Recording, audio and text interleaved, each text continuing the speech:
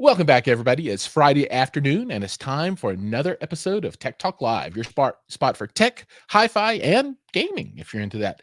Today, we've got a really awesome guest, right? And I'm really excited because we're going to talk about some tech that is really game-changing for a big segment of home theater. But anyway, we'll get to that in a minute. But we've got the VP of Sales from StormAudio, Gary Blouse, with us. Gary, welcome. Hi, Jiles. How are you? Man, I'm excited as how I am. This day was pretty good already, and now it's really awesome because we're gonna talk about some really cool stuff. Yeah, Um, we have some exciting stuff that's been released recently, and we'll definitely dive into that. But I'm as excited as you are, so let's do it. all right, so let's in every episode, I like to get that foundation out there for everybody because there's somebody out there like, who's StormAudio, right? Like, what is this? So maybe you can take a few minutes and tell people who you are, and then kind of a high level of who StormAudio is, and what you guys do. Okay, so I'm Gary Blouse. I'm the VP of Sales for StormAudio, as Giles said.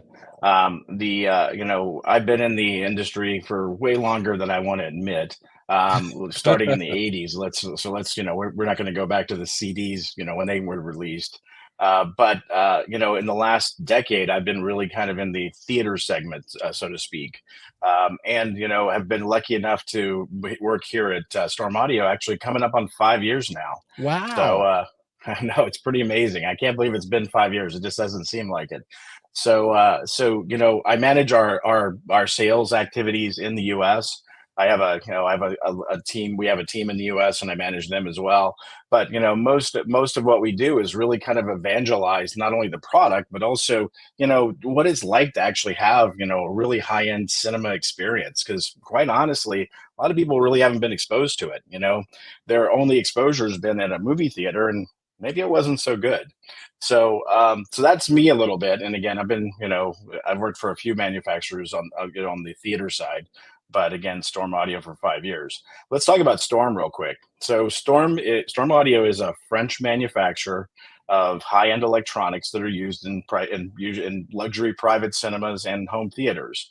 And the company is based in France. We do all of our manufacturing in France.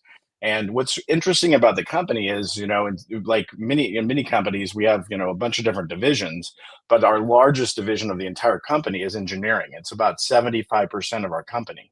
So what that allows us to do as a manufacturer is be very nimble, as far as, responding to market, needs and market desires, but also, we really can bring some pretty stellar products to the market.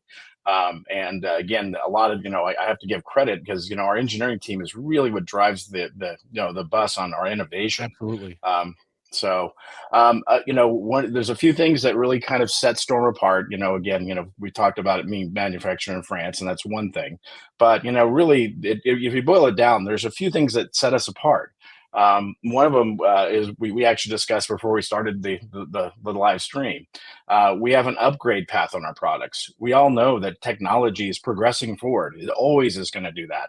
And as it progresses forward, eventually the hardware inside the products becomes outdated. And most of the time in the past, that means you take the product and maybe it gets into a second room or it goes in the trash. What we do is we provide an upgrade path on our products. So over time, as technology changes, you can upgrade them and add new HDMI features. You can add new DAC technologies as we release them, and even the engine inside the decoding section can be upgraded. And so that it really gives a person who's looking to have a very good cinematic experience the confidence to buy a product like this and know that it's going to last over time. Yeah, so let's talk about that just a second more. So, I like to call this whole concept the AVR slash processor treadmill, right? So Mhm. how treadmills just keep going, and never stop. And if you buy a processor and you put it on the front, right, and it's not upgradable, well, eventually it's just going to get tossed off the back, right, and it's going to be obsolete. So I tell everybody, get off the freaking treadmill, right? Buy a product, and Storm is a great example of something that you can really hang on to for a long time. And in that vein, don't you still support like the very first models that were released way back when? So I don't know, what, 10 years ago or something at this point? I don't even know the time frame, but those are still upgradable and good to go, right? That's correct. So, we're currently on we delineate our levels based on Mark 1, Mark 2, Mark 3. We're currently in Mark 3, but our Mark 1 products, if let's say you bought it and it had an HDMI, 2.0B or 2.0A card, it can be upgraded to to the current HDMI spec just by and done in the field. So again, yes, that upgrade path exists there. When we just another fact on this topic, when we launched our current decoding platform, there was a substantial amount of features that were added because of that. A majority of our Mark One owners upgraded. They upgraded the Okay. engine, and that's Yeah. the biggest upgrade that we do. Everything that we do is field upgradable, with the exception of that decoding section. That's that we bring into Los Angeles to do the work. But other than that, but again, many of them were able to keep up with technology. So we always are going, whenever we release new things, we're taking it back all the way to Mark One. So you're absolutely correct.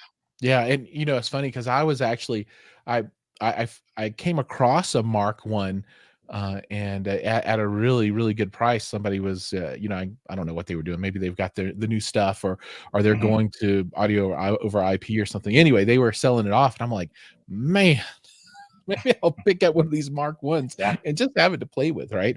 And it's actually in California right now, so it'd be easy for it to take a detour through LA for an upgrade before it came out to Colorado. So anyway, that just a quick comment for all the folks that are out there. You know, this is really good advice. If you are serious about home theater and you want to be on the forefront of technology, and not fall behind and not have to continuously rebuy the whole platform again, this is a great way to go. Okay, so that I think that's the foundation for us, right? And some cool features mhm. about Storm as well. Now let's talk about some of the cool new stuff that you've got out.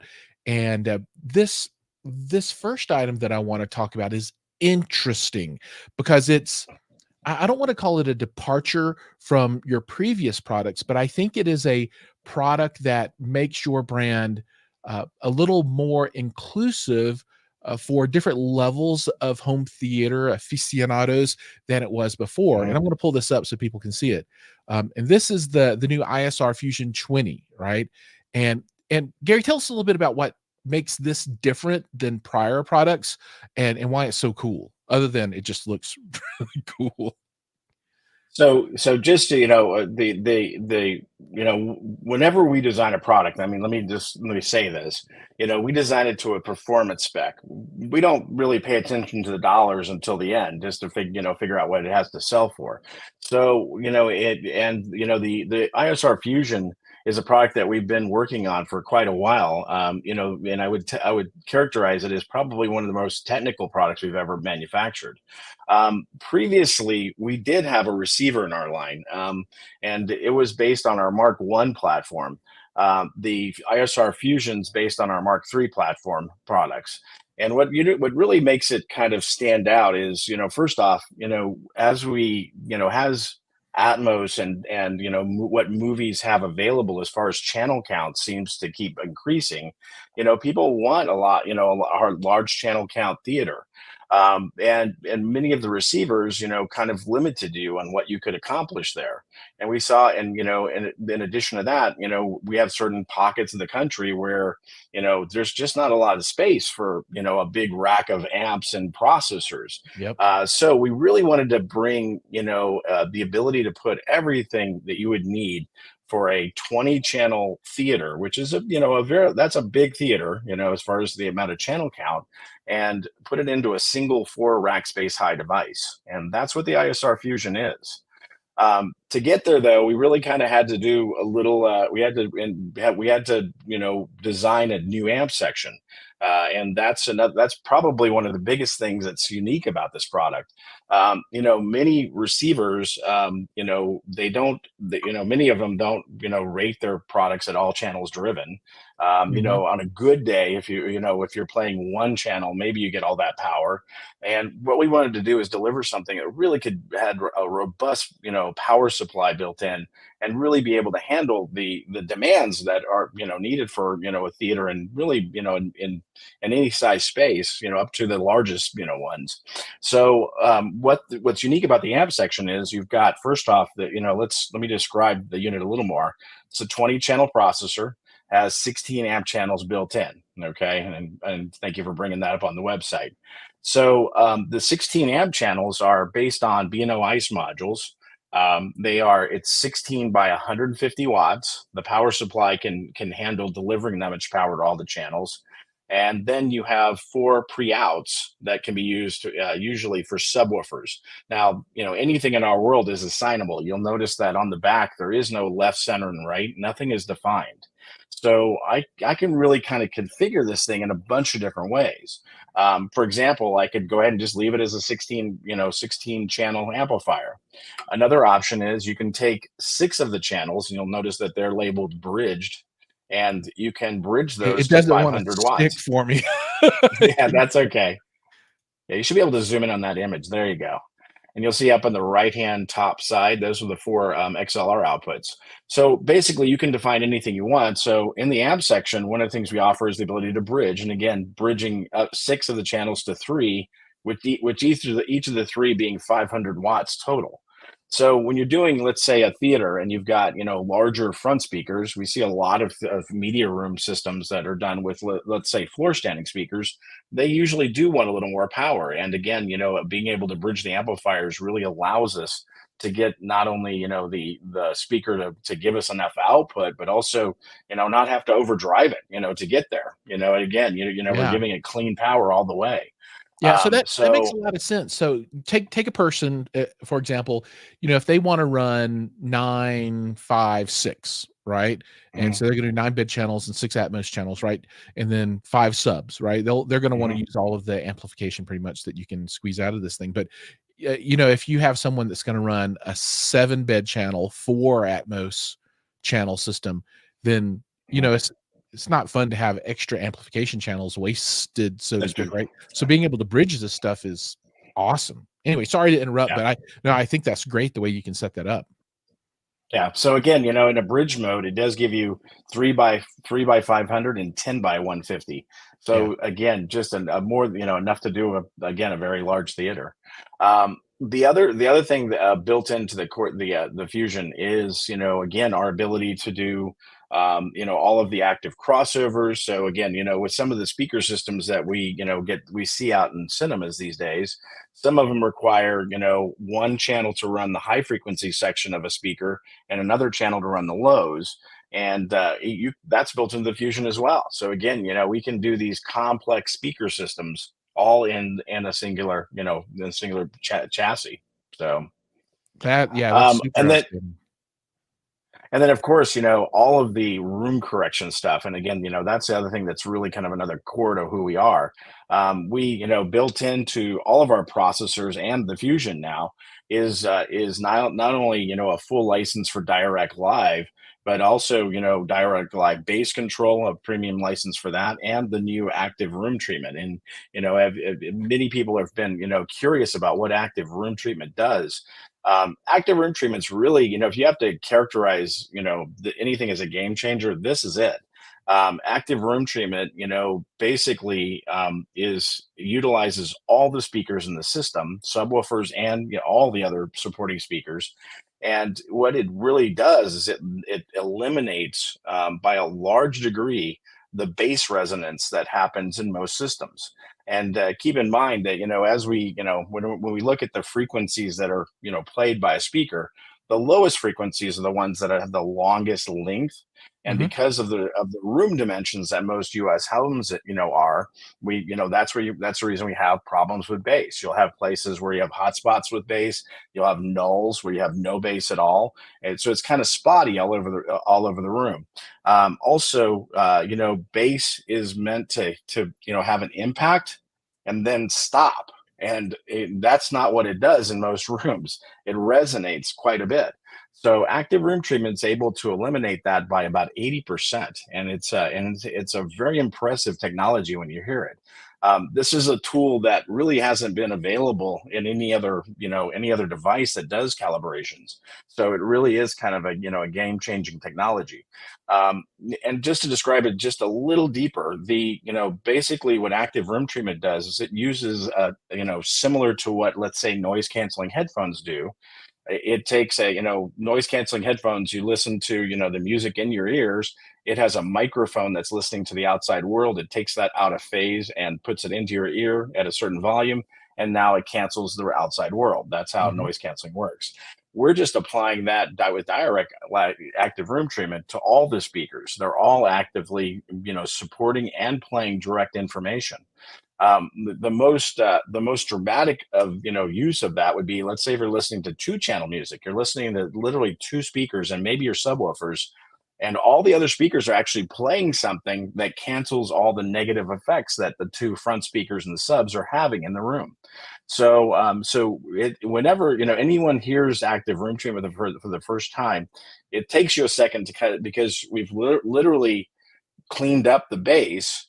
And what most people will say is, well, you made everything sound clearer. Well, the reason we made it sound clearer is because there's no masking from all of the resonance of the bass any longer. So it's pretty impressive. And again, that's built into the Fusion as well.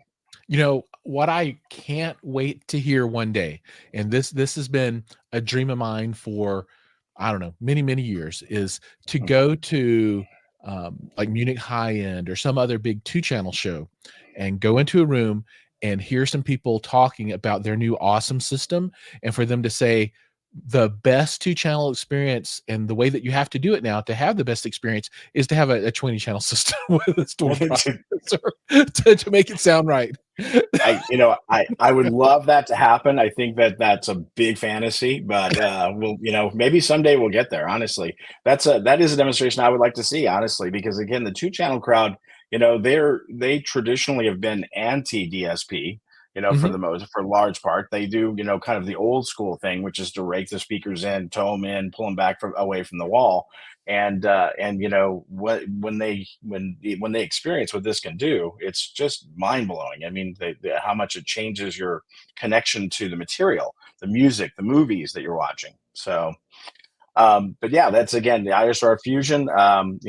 We've started shipping those. We've sold quite a few. We've been averaging in the U.S. about one every 3 or 4 days, which Oh my is goodness. yeah, which is fairly accelerated. So this has been very good. It's been very good as far as the launch of the product. But it definitely, we characterize it as the ultimate receiver, and it's just like having separates in one box. It has literally the same boards as our Mark III Elite products. So you're really not, the technology, is the same. The only difference is just a hair less power than you might get from our, let's say, our 16 channel outboard amplifier. So again, and to your point earlier, the up to this point, it's been, I would say the entry level to play for StormAudio, if you were buying a processor and our Mhm. amplifier, was pretty close to 30 grand. Now the Fusion receiver comes in at $20,000, and again, it's got everything built Oh, in, is so you that really it's only do get 20 grand? yeah. So it's Okay, I only know 20 it's grand. kinda odd. A lot of people out there, only 20 grand, but that's a pretty big deal, right? I mean, Yeah. that's a much lower price point than a comparable set of technology that you buy as separates. That's correct. It's right in the same league, right in the same price range. But you get again the smaller form factor and without sacrificing anything. And that's one thing I would say. Most receivers up to this point have always been a sacrifice of something. I mean, you sacrificed either power or some of the features or whatever, and now you can have it all built into one box. That really does some tremendously amazing things and provides you. Here's the thing: at the end of the day, all the PQs, all the direct live, all that doesn't matter. We just want that experience that you really get in a really quality movie theater and a cinematic experience into your home, and really have the ability to to kind of stop all of the normal things that happen in life, all the stresses, and just kind of immerse yourself in something for a little while and kind of forget about it all. And one thing I'll say is, the our products are able to do that kind of on a different level. Many people walk in and when they hear a Storm product for the first time, the thing that they don't realize is they're literally pulled into the movie within seconds. So they're Mhm. they don't even realize it happened. Like, and that's the mark of a good product, as far as or a good immersive experience. Yeah, and I've got two final. I'm holding up three fingers. I have two final items. So one is a question, and I've gotten this one come across a couple of times. People want to validate that all of the Dirac technology that's available in the Mark III is also available in the AVR version. That's correct. That There is that's there is bonkers. a slight difference. The elite products can do more with direct active room treatment. They have more capacity, and it's mostly because they can go up to 32 channels. Okay, Right. but what's built into the Fusion is perfectly fine for a 20 channel per unit. So again, yes, all of that technology is built in. So just again, when you set the unit up, it looks like an elite processor. It doesn't. There's no really not much difference, as far as setting it up, except now I have the amp section which I can manipulate in the GUI. So again, pretty easy to do. Yeah, and then I guess a reflection or just a thought for me on the year of 2023, because it has the technology that's been released in 2023 and at the end of 22 really has changed the way that I talk about processing with people, right? In the past, when people would come to me and they said, "Hey, what do I do for the best possible experience?" Right? And I would say, "Okay, you need to get separates and this, after this year with this product and then a couple handful more kind of at a lower tier that kind of elevate, the segment just before you get up to Storm, there's some products down there too that have become integrated. This year has really changed the game from a design point of view for what you have to really get to Mhm. the level that you want to be, because you can buy this product that we're talking about and it's world class, right? I mean, the sound that you're going to get is going to be competitive with anything out there. It's really amazing. And being able to do that in one box, that, I mean, if you don't have to go separate, why would you, right? It's Mhm. just so Yeah. nice to be able to do it this way. Okay, now, talking about integrating devices together, let's talk about another piece of equipment that you guys have. Let me see if I can find it here on the web page, because this one is cool in a whole different kind of way. Yeah, Where are right, we at right for there on the? the top left. Oh, there we go. ISP Evo. So Yep. introduce this one to folks. Okay, so the ISP Evo is the first all digital surround processor. And what we mean by that, we're talking mostly about the output section.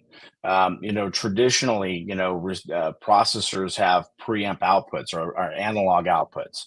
And those outputs, keep in mind that in today's world, everything in our platform is digital. Okay, we're doing at the end is converting to analog on the output stages with our lead products and our Core 16.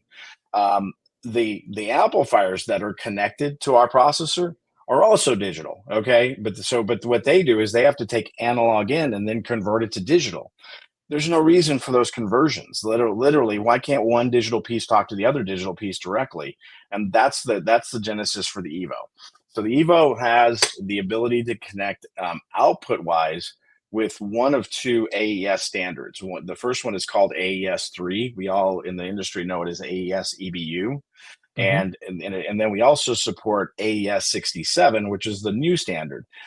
There's a big difference between the two. AES EBU is digital channels, but they're channels, one, a certain amount per connector kind of thing.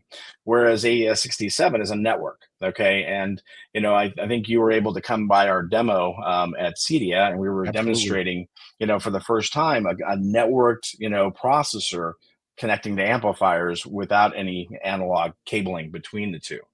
In fact, most people were surprised. One Cat 5 from our processor or one Cat 6 cable was feeding everything, all the channels in the theater. So that's really what the Evo is all about. You're paying less money because we're not putting all these digital to analog converters in the box. We're not having to put a bunch of XLR connectors in the back. Once we take all that out, now the unit can shrink down in size. So this is a 3-rack space device. And then it comes in 2 sizes. It comes in a 20 channel and a 32 channel. And again, but in each of those digital formats. So this is really what the future looks like for surround processors. And the biggest news is the future's here. We're actually using these today. There's a number of speaker manufacturers now that support this, mostly on the high end, but it's everything from companies like Devalier, Wisdom Audio, Pro Audio, L Acoustics. Some of these are the more exotic speaker companies out Yeah. there, but they are absolutely cutting the technology side on their amplifiers to have either Dante or AES67 in, and we can connect directly to those. Yeah, So that's the this is Evo. so cool. And just this is part of my what is the future of hi-fi and home theater look like. This is the future, and it is today, right? Now, you Mhm, can't really go down to Best Buy and buy this kind of stuff at this point, but absolutely in the future you will be able to. mhm, My next big prediction is that HDMI is going to get rolled into Ethernet as well. So you won't mhm, even have to have HDMI at all, right? So every device will just have Ethernet, plugs into the network, and then you'll have your streaming device or whatever, and then you just target it at the Storm, and then the mhm, Storm's output targets the speakers, right? And all the cabling goes away, and it's just a bunch of Ethernet. And then down the line, it'll all be some kind of wireless network that's super mhm. solid and awesome. One day, that's probably Yeah, pie in the sky and by for the way, quite a while, but that wireless technology is progressing. It's not there yet, mhm. to do large channel counts, but it's getting there. So yeah, absolutely, I think you're right on the money there. Right on. So And you guys, I am certain when it comes around, you'll be one of the very first to take advantage, and that'll be super exciting. Okay, we're almost out of time. We got a couple of minutes left. And I want to close with the maybe second most asked question I get. The biggest questions always I get are around DIRAC and channel count and that kind of stuff, right? For you guys. But the second question I get is, where do I buy StormAudio? So what is the right process for someone who's like, okay, I got to have this, or I need to see it. What do I do? So what do we tell them? So one thing to say about storm processors is, again, coming back to the calibration side, it requires an expert to do the calibration, and so because of that fact, we sell through a network of dealers. We don't sell online. We don't sell through any of the big box retailers. It's all guys that are really doing the installation and configuration and calibration of the product when you buy it. So again, that's how the network works. On our website there's a section called where to buy, and if you click that, then it directs you to our representatives in that territory. You can also contact us directly as well, and we'll steer you toward a dealer. But basically, we have dealers in every major market now, even in Canada, and we're able Even to in Canada. give you, yeah, well, and we manage Canada as well from the US. So yeah, so again, I mean, this is we what I would characterize, as far as our growth over the last few years, is we've been growing quite a bit. So we've got, again, a very solid and pretty diverse dealer base that's throughout the entire US. So again, what I would tell people is just contact either us, go on the webpage and contact our reps, and that's the best way to find a dealer. Awesome. Great. And if all else fails and you can't find the information that you need, feel free to reach out to me and I will act as a bridge however I can to get you connected with the right people at Storm or a dealer to get you what you need for your home theater. So I'm always happy to help out however I can. All right. I think with that, we're going to go ahead and close this one down for the day. First off, Gary, thank you so much for joining us. It was a pleasure as always speaking with you. So thank you very much. No, And thank you for inviting us, and we enjoy doing these. So again, thanks again, Giles. yeah, absolutely. And then for everybody else out there, I know your time is precious. So thanks for jumping in. Hopefully this has answered some of your questions. If you have more, send them my way and I'll get you the answers that you need. And with that, we'll go ahead and close and see you guys all in the next episode.